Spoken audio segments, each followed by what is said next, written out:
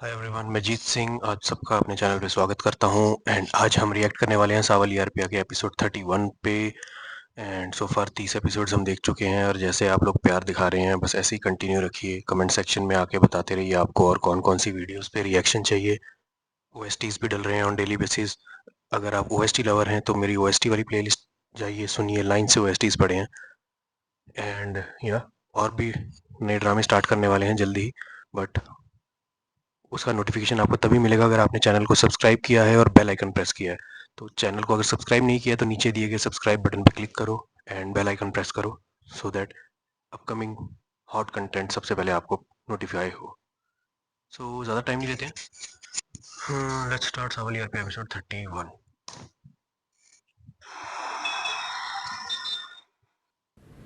वो किसी हाल में बाहर निकलना नहीं चाहिए बाबर। इसके लिए चाहे तुम्हें कुछ भी करना पड़े। जब तक उसकी बेटी इन चक्रों में उलझी है और अपने बाप की जमानत के लिए ख्वार होती फिरे, हमारे लिए बेहतर है।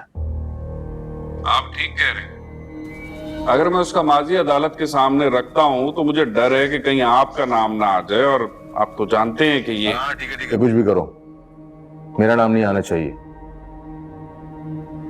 मगर उन बाप बेटी को उलझाए रखना जरूरी है। वैसे जनाब, हमें असलम के माजी के रिकॉर्ड से कोई चीज नहीं मिली, और ऐसे छोटे मोटे जुआरियों का रिकॉर्ड पुलिस कहां रखती है अपने पास, और वो भी इतना पुराना। हाँ, वो अलग बात है कि उसके हक में गवाही देने वाले बेशुमार मौजूद हैं इस वक्त। मैं तुम्हें बोरी भर के पैसे इसलिए नहीं देता हूं कि तुम मुझे उसकी नेक नामी किस्से सुनाने बैठ जाओ। किसी भी तरह तुम्हें उनकी जमानत होने से रोक लें। फजूल कहानी सुनने का वक्त नहीं है मेरे पास। मेरी बात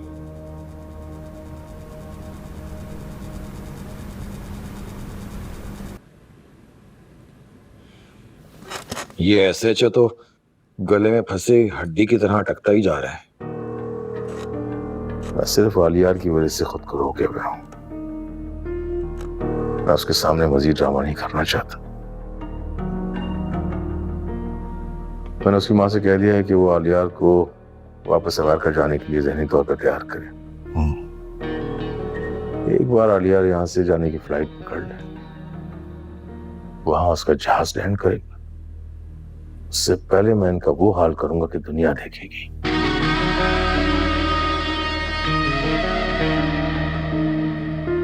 तो प्रॉब्लम क्या है? तुम्हारा यहाँ यूनिवर्सिटी में दिल नहीं लग रहा तो ठीक है, हम दोनों यूएस चले जाते हैं। अब दिल नहीं लगता मॉम। मैं वहां पे बहुत खुश था। आप लोगों ने मुझे बुला के बहुत गलत किया।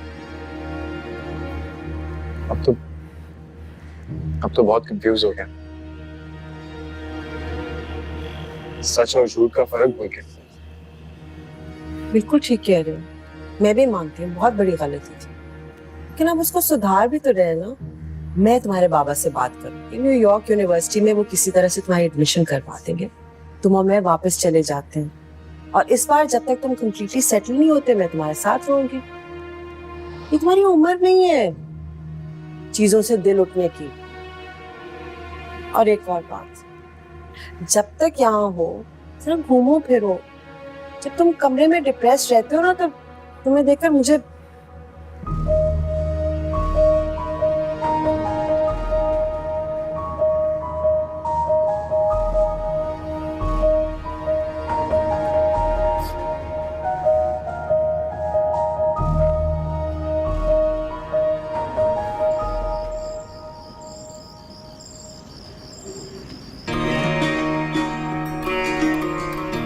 मुझे तो सावन की हिम्मत पे रश्क आता है।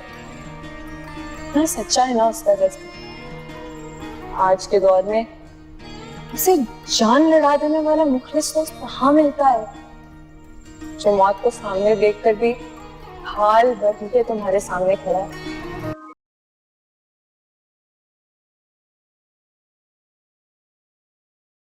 Yeah.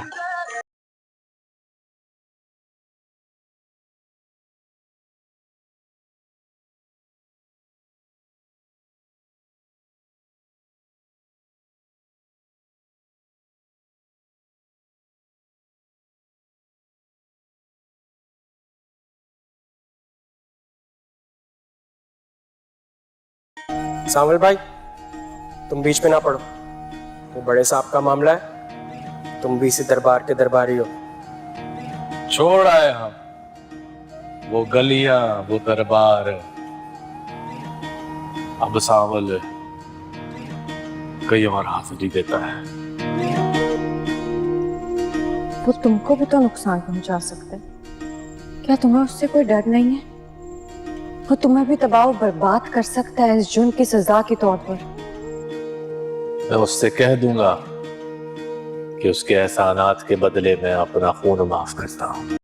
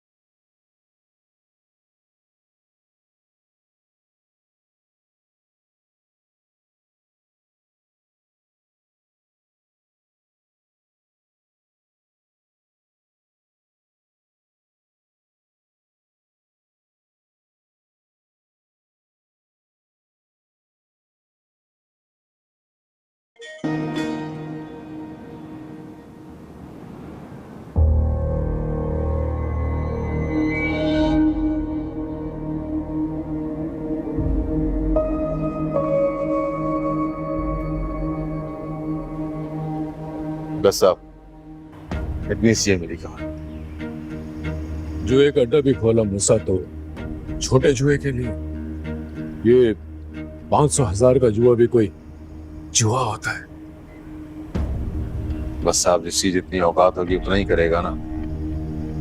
लेकिन साहब, मैंने मंशियात भी बेची, चोरी डकैती भी की है और लोगों का अगवा भी किया मैंने साहब। एक बात याद रखना मूसा, इस दुनिया के जुए खाने में हर शख्स जुआरी है, लेकिन वो जुआ अपनी औकात के मुताबिक ही खेलता है।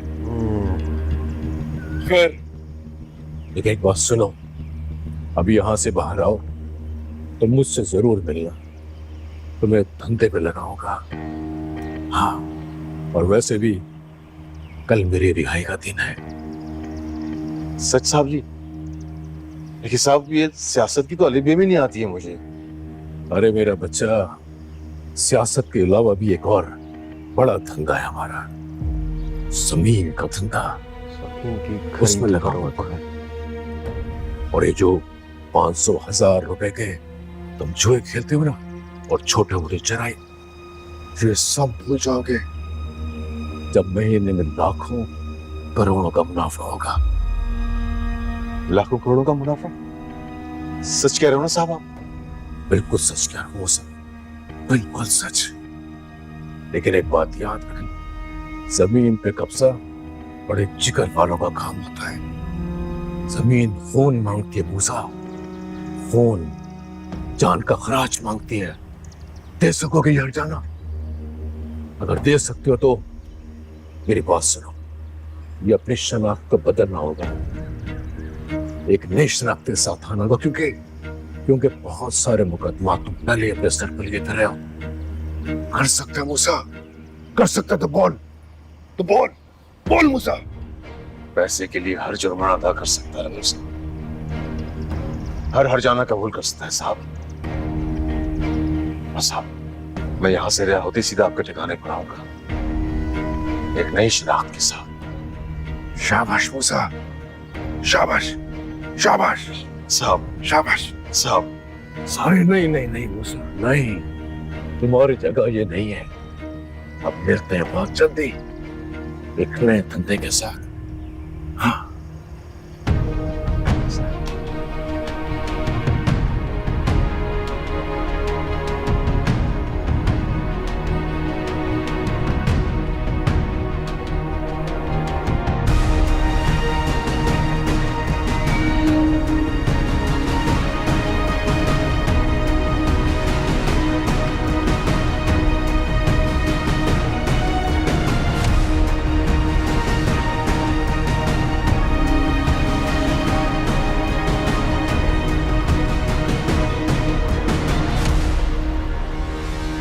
एसएचओ ने केस बड़ा मजबूत तैयार किया है, वो इतना आसानी से असलम साहब को बाहर नहीं आने देगा।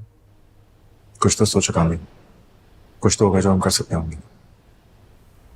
मैंने लॉयर से एडवाइस ली है, उसने कहा है सिर्फ एक ही सूरत असलम साहब को बाइज्जत बरी करवा सकते हैं। वो क्या? हमें उस गैरेज के आसपास किसी सीसीटीवी फुटेज को निकालना होगा, जिससे ये पता लग सके उन लोगों के बारे में जिन्होंने गैरेज में गाड़ी खड़ी की। सिर्फ उसी सूरत में हम लोग असलम साहब को बाहर ला सकते हैं। That's a great point. मगर ये सवाल